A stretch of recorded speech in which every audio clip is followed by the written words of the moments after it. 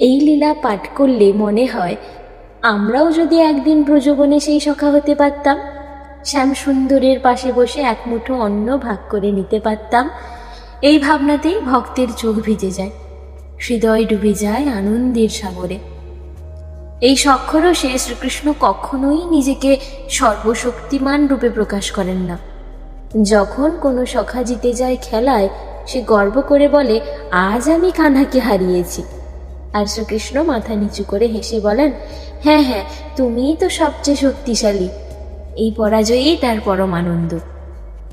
শাস্ত্রে বর্ণিত আছে, সখারা অনেক সময় কৃষ্ণের মুখ থেকে অন্ন কেড়ে নেন, আবার কখনো নিজেরা আগে খেয়ে নিয়ে কৃষ্ণকে বলেন, এটা ভালো নয়, তুমি খেও না।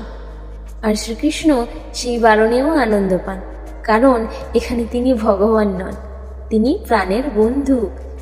খেলাধুলার মাঝে কোনো সখা ক্লান্ত হয়ে পড়লে শ্রীকৃষ্ণ নিজ হাতে তার পা টিপে দেন, আবার কখনো নিজেই কারো কাঁধে মাথা রেখে শুয়ে পড়েন।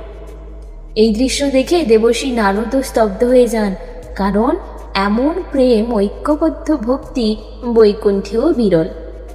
ভাগবতে বলা হয়েছে, যে সকল সখা এই লীলায় অংশ নেন তারা পূর্বজন্মে কঠোর তপস্যা করে এই সখ্যরস লাভ করেছেন। এমনকি বহু ঋষিও এই রসের এক কণার জন্য প্রার্থনা করেন। এই লীলার গভীর তত্ত্ব হল, ভগবান কেবল পূজার আসনে নন, তিনি ভক্তের পাশে বসে ভক্তের সঙ্গে খান, ভক্তের সঙ্গে হেসে খেলেন। এই ভাব স্মরণ করলেই ভক্তির হৃদয় নরম হয়ে যায়, চোখ বেয়ে অশ্রু নামে, আর মনে হয়, হে শ্যামসুন্দর, আমাকেও একদিন আপনার সখা করে নিন। এই লীলা শুনে যদি মনে একটু আনন্দ জাগে, কমেন্টে লিখুন, রাধে রাধে।